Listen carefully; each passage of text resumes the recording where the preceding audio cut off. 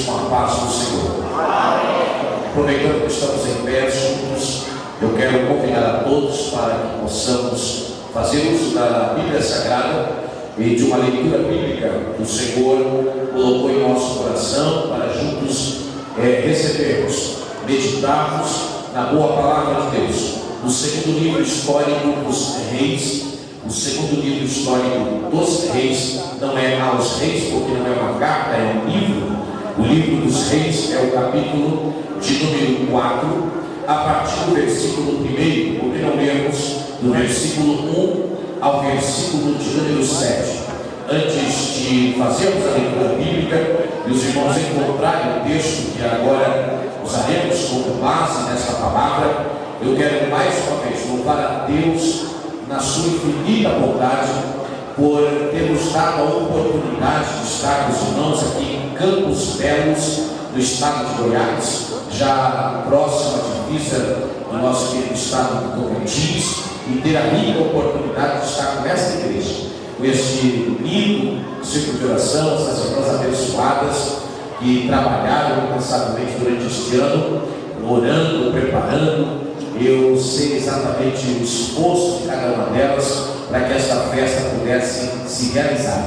Quero agradecer a Deus na pessoa do nosso companheiro, nosso patriarca, o presidente desta igreja, este querido pastor, que eu aprendi já a amá-lo e a respeitá-lo por se tornar um referencial de fé. Quando a gente olha para ele, a gente vê um verdadeiro gentleman, não é? Porque nos recebe com esse sorriso carinhoso, carismático, juntamente com a sua esposa, nosso querido pastor Nilton, e também a sua querida esposa, a missionária Neuza. Deus os abençoe. Muito obrigado, pastor.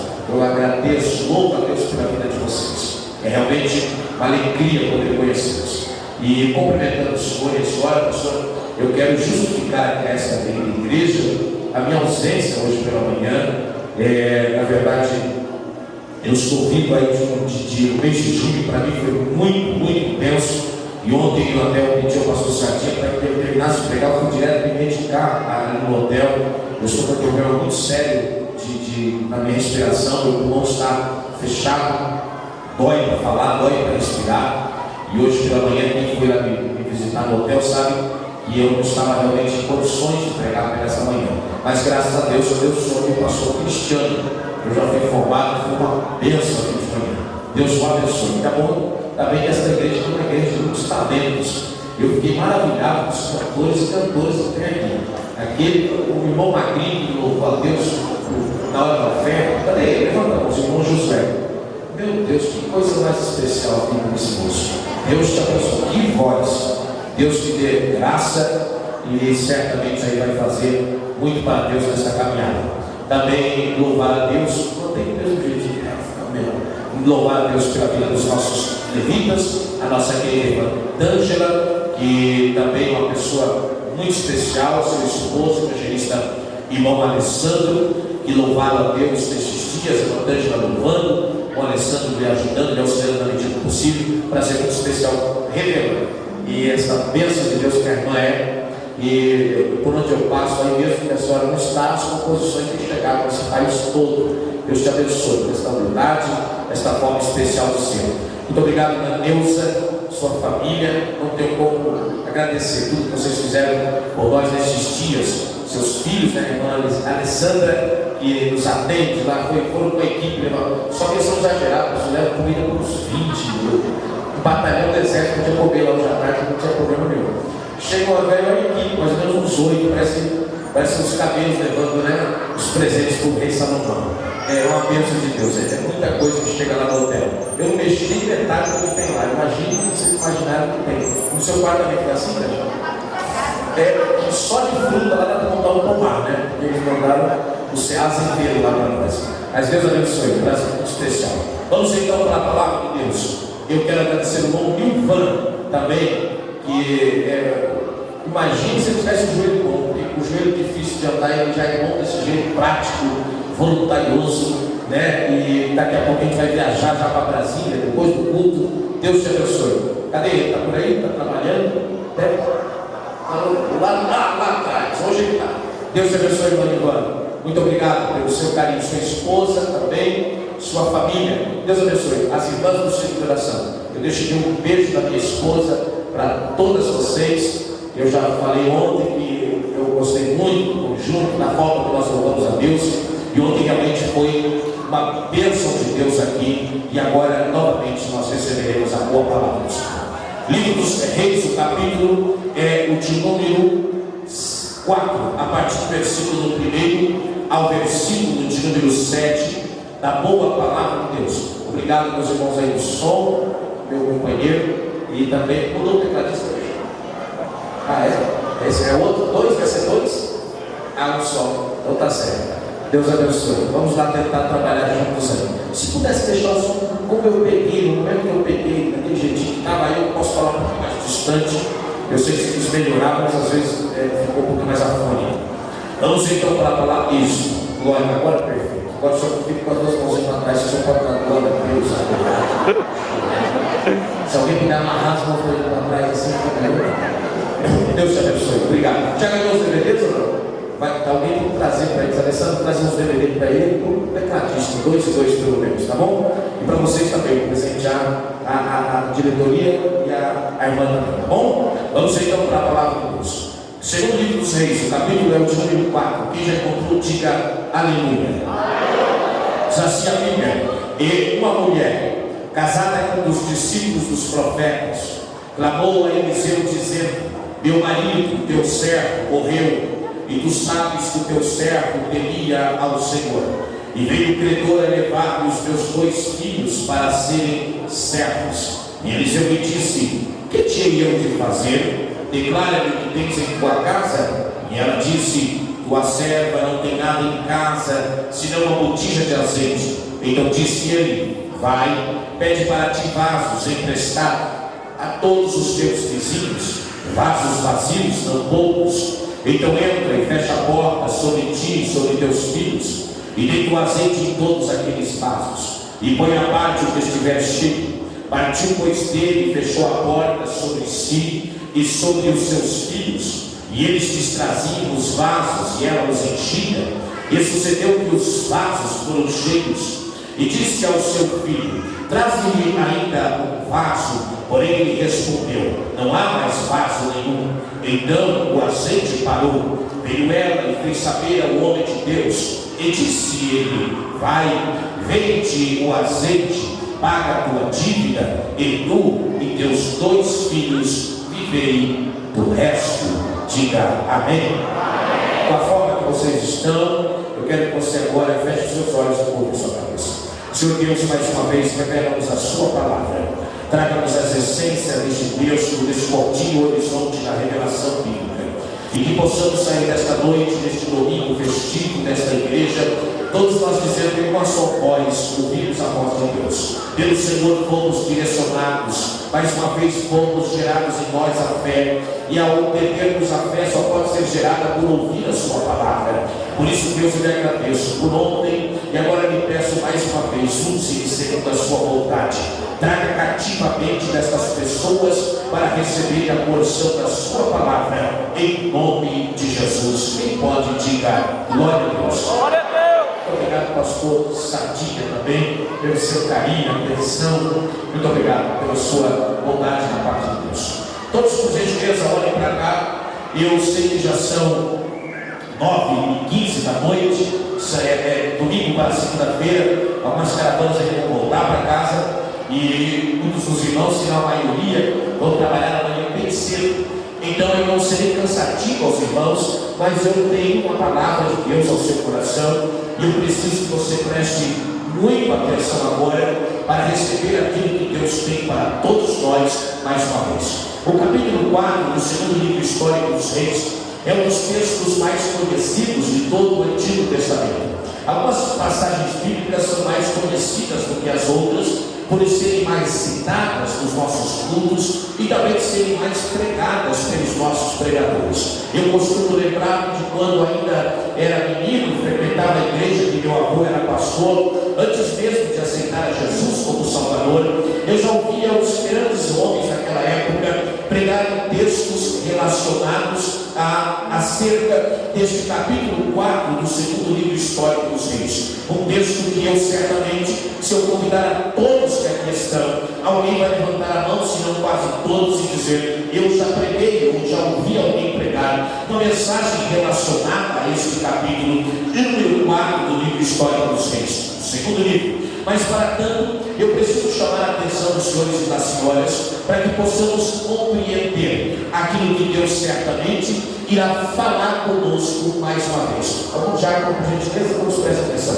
Quando estamos direcionados nesse texto, nós visualizamos aqui um dos grandes milagres do Antigo Testamento, se não um dos principais milagres que já ouvimos em toda a Bíblia Sagrada. A Bíblia diz que este homem chamado Eliseu certamente era, se não o representante de Deus nesta época. Eliseu recebia da parte de Deus aquilo que nós chamávamos, se não, de mediação, ou seja, presta atenção, havia nesta época uma carência, se não também uma necessidade das pessoas se comunicarem com Deus. No Antigo Testamento era diferente da nossa dispensação, chamada dispensação da graça. E por que a diferença? Porque no Antigo Testamento o Espírito Santo de Deus não podia habitar dentro das pessoas. O Espírito Santo de Deus não podia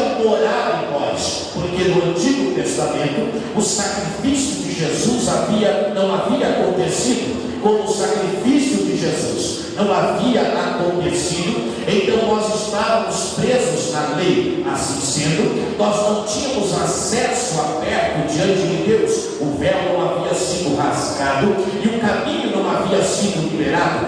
Então o Espírito não habitava, não morava, o Espírito possuía. É por isso que você lê muitas vezes no Antigo Testamento: o Espírito de Deus se apoderou de Sansão, o Espírito de Deus se apoderou de Davi, o Espírito de Deus se apoderou de Saul, o Espírito de Deus se apoderava de 3 momentos em especial, porque no Antigo Testamento havia 3 unções que eram conhecidas por todos: a unção de rei, a unção de sacerdote e a unção de profeta. Então a pessoa recebia a unção, mas a possessão ela recebia em determinado momento. Deus via, possuía a pessoa, ela exercia seu ministério e logo Deus retirava-se desta pessoa. Você vê lá no capítulo 11 de Números que o Espírito estava sobre Moisés, retirava-se de Moisés e possuía a cada um daqueles 70 anciões. Então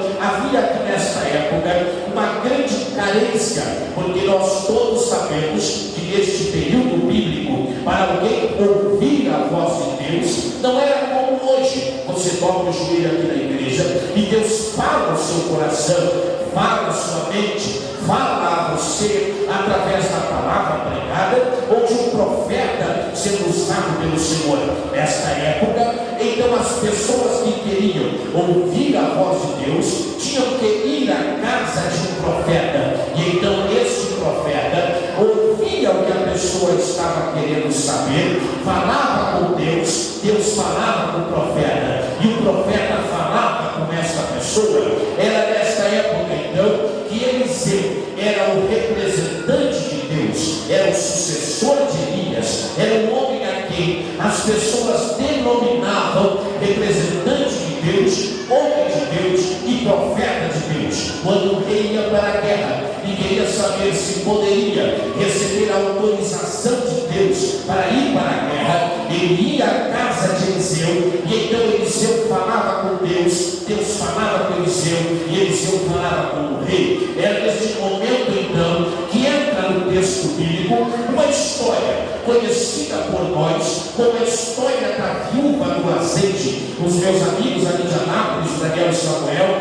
cantam um hino muito bonito, todos nós conhecemos, Viúva Sem Nada. Eu lembro perfeitamente da letra daquele hino, e eu olho para esse texto e sei que todos nós sabemos o que essa mulher estava passando, como também estava enfrentando, mas eu preciso, para poder fazer você entender a mensagem que Deus colocou em meu coração, montar aquilo que eu chamo de pano de fundo histórico, Ou seja, eu tenho que tirar você aqui de Campos Belos, levar você lá na casa desta viúva e fazer você se assentar do lado dela e entender o que estava passando dentro do coração dela, dentro da mente dela e na casa da sua família. A Bíblia diz que essa mulher está vivendo um momento que nenhum de nós gostamos de viver. Eu vi aqui esta noite algumas citações acerca deste momento em que nós ficamos enlutados, nos separamos de quem amamos, faz parte de uma questão da vida, porque todos que estamos aqui, se não for arrebatamento, eu preguei ontem, temos que conhecer a morte, alguns repentinamente, outros prolongadamente, mas conheceremos a morte.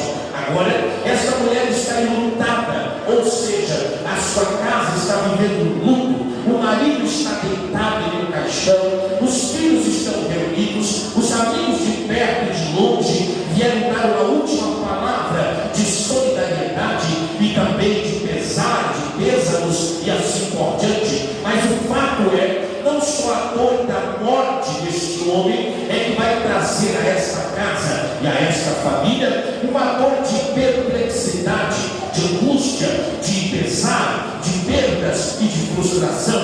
O pior estava por vir, porque foram não a morte, mas a consequência desta morte é que vai trazer traumas irreversíveis para a vida desta mulher, como também para os seus 2 filhos, porque logo após a surpresa dessa morte, todos nós sabemos que quando perdemos alguém, logo também temos a amenização desta perda pelo deixar de uma herança, ainda mais quando referimos ao pai, ou seja, a um esposo, a um patriarca. Sempre alguém que tem um filho, quando parte, deixa uma herança para o filho, mas a herança que este homem aqui está deixando para estes 2 meninos não é uma herança positiva, ou seja, não havia dinheiro guardado, não havia joias, bálsamos, mirra, preciosidades ou moedas,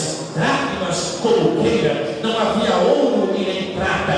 Aquilo que este homem está deixando de herança não é positivo, mas é negativo, porque a única coisa que este homem vai deixar é uma duplicata, um pagaré, uma promissória, uma confissão de dívida. E para surpresa desta família, logo após a notícia correr as redondezas de que o homem havia morrido, o credor, que tinha direito à cobrança da dívida, está entrando nesta casa para arregar então e deixar sancionado sua decisão. A lei desta época tinha algumas autorizações dadas a quem tinha uma dívida a ser cobrada. A primeira autorização da lei era que, se o homem que devia morresse, automaticamente a dívida não era quitada, mas era transferida para a família ou para os bens que a família tivesse. Logo após a notícia, esse homem entra na casa, porque a lei autorizava, uma vez com a cobrança em mãos ou a duplicata em mãos, ele podia entrar na casa, revirar os cômodos da casa, abrir as portas, os baús, revirar debaixo da cama e procurar algum bem ou alguma coisa para o pagamento total da dívida ou o pagamento parcial da dívida. Assim sendo, ele procura na casa e não encontra absolutamente nada. A terceira autorização da lei nesta época dizia que, se não houvesse nada para ser pago como parcial ou total da dívida, então tinha-se a autorização de levar quantos filhos fossem necessários para o pagamento da dívida, de 2 formas. A primeira, os filhos seriam levados para trabalhar para o senhor da dívida, e então o salário que eles teriam direito de receber, eles não receberiam, e todos os meses seria abaixado ou diminuído o valor da dívida. A segunda questão é que então pudesse vender os filhos deste homem como mercadoria mercadores ou escravos, e assim, recebendo dinheiro dos meninos como escravos, era feito a quitação da dívida. Outro sim, as mulheres nesta época, queridas irmãs, não podiam costurar, não podiam vender, não podiam comprar, não podiam trabalhar em comércio. As mulheres desta época, elas não trabalhavam fora, elas tinham duas rendas. Uma eram mantidas pelo esposo, a segunda era mantida pelos filhos. Ora, vejamos, se esta mulher aqui está com o marido deitado no caixão e com os filhos prestes a serem vendidos como escravos, esta mulher não vai ter ninguém por ela, nem o marido, muito menos os filhos.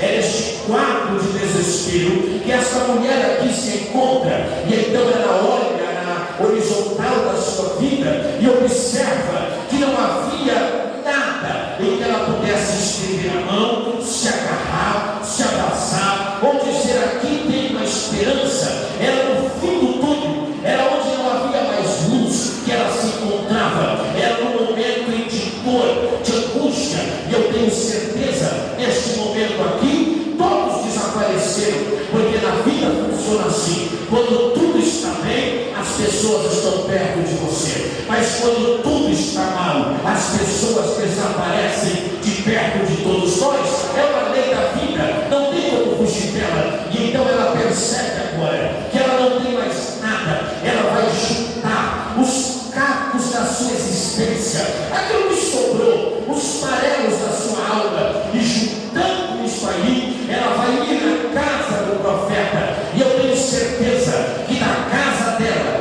até a casa dos profetas, ou a casa de Eliseu, foi uma viagem muito longa, não no sentido de distância, mas no sentido da sua vida com Deus. Eu creio que um filme passou na sua mente. Ela cobrou Deus, ela cobrou o próprio seu líder espiritual na época, seu pastor, ela cobrou, quem sabe, o governo, ela cobrou os filhos, ela cobrou a ela mesma, porque ninguém aceita uma derrota facilmente, ninguém supera uma perda muito fácil. E eu creio que no caminho ela fez uma retrospectiva, uma introspectiva, ela fez uma guerra particular dentro dela. E é interessante que quando ela entra na casa do profeta Eliseu, preste muita atenção que eu estou introduzindo a mensagem, já você vai entender onde vamos chegar. Ela entra na casa do profeta Eliseu, e ela não vai ao profeta Eliseu, pastor Cristiano, pastor Sardinha,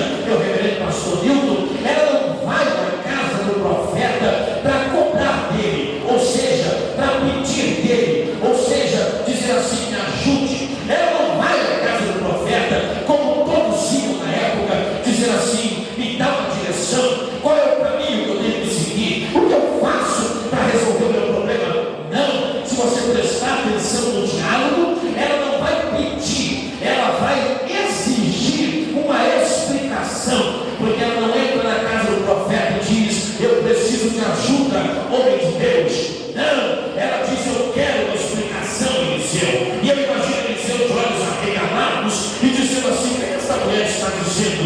E logo, então ela rasga o coração e ela joga para fora o que estava doendo, e ela diz a Eliseu: Eliseu, Eliseu, o meu marido, o teu servo, morreu. E tem mais: o teu servo temia o teu Deus desde a mocidade. Ela estava dizendo: eu quero uma explicação. Como pode um marido amado, filho dos profetas, discípulo de Eliseu, homem crente desde a mocidade, morrer desse jeito, surpreso, frustrado, deixando uma dívida impagável? Eu tenho que ter uma explicação.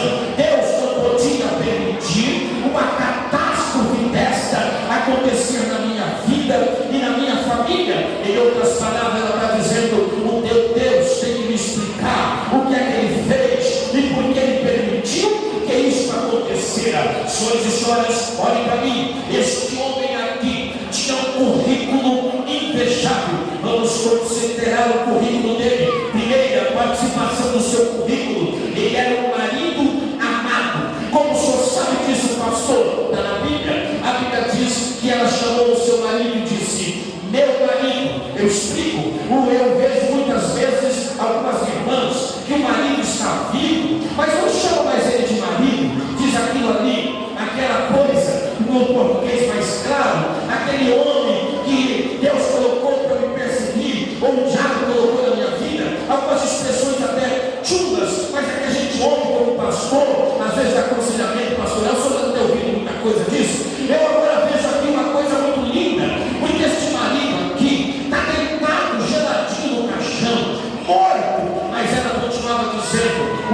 meu marido, o homem que Deus me deu para ficar do meu lado, o homem que eu amo está aqui, porque se ele morto ainda era chamado de marido, imagine quando estava vivo. Se era um marido amado, é porque merecia o amor, porque só Deus que nos dá amor sem merecer, porque quem não merece amor, a gente uma hora esgota e diz: não adianta mais insistir, eu já tenho tudo que eu podia dar, mas se não quero, eu vou dar para outro. E assim que a vida faz. Essa mulher não, ela estava dizendo: eu tenho todo o meu amor por ele, e eu vou continuar dando, mesmo ele morto, deitado nesse caixão. Mas ele tinha uma segunda característica, e qual era? Ela chama ele de discípulo dos profetas. Eu vou explicar melhor. Um dia eu fui ler a Bíblia, e eu comecei a ler a Bíblia, e eu disse assim: quem é esse homem aqui? Ele não pode ser citado só uma vez, ele tem que ter nome, ele tem que ter nacionalidade.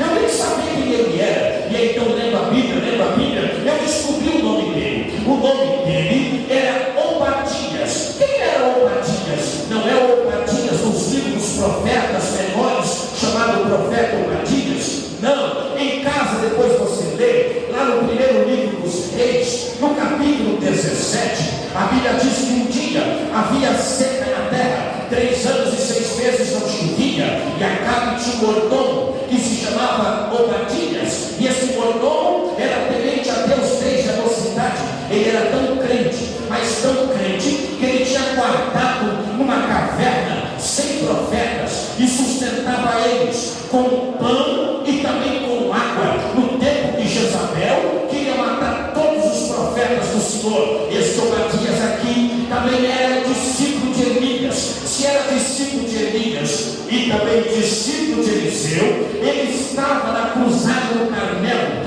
quando o fogo caiu do céu, quando o fogo de Deus lambeu a água e tomou o holocausto, e os milagres aconteceram, e a chuva voltou na terra. Este homem aqui, se ele era discípulo dos profetas, meus companheiros que aqui estão, então ele viveu no rancho dos profetas, porque para ser profeta nesta época tinha que frequentar a casa dos profetas. Ele ouviu Elias pregar, ele ouviu Eliseu pregar, ele ficou sabendo quando o machado flutuou nas águas e subiu, ele soube quando o Jordão abriu, ele ficou sabendo quando um carro com carruagens de fogo e um redemoinho pegou o senhor Elias e o levou para o céu.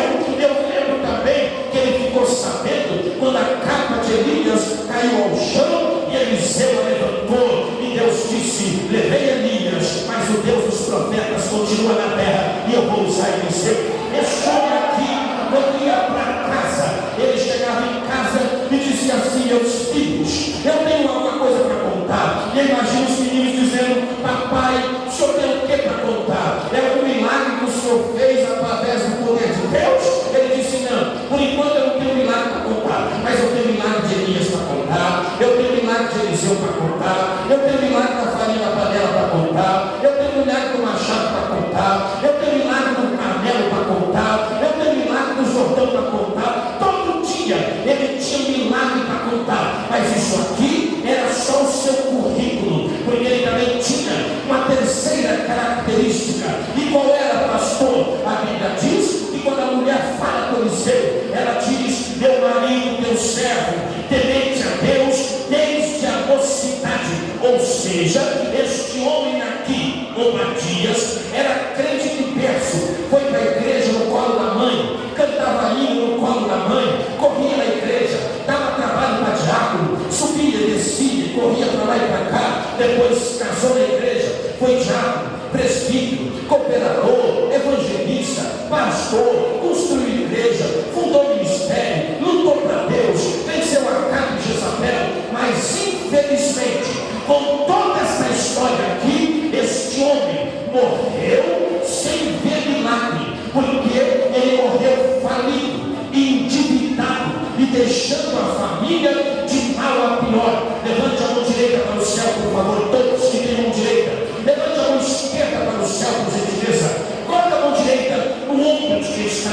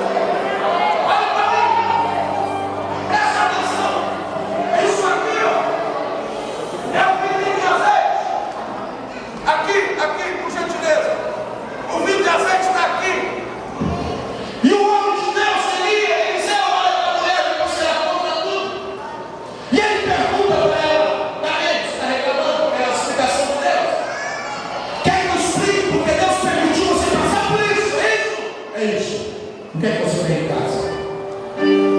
E ela responde, porque a parte mais linda desse texto é a resposta dela. Tua serva não tem nada em casa. E ela lembrou. Aí tem uma vírgula.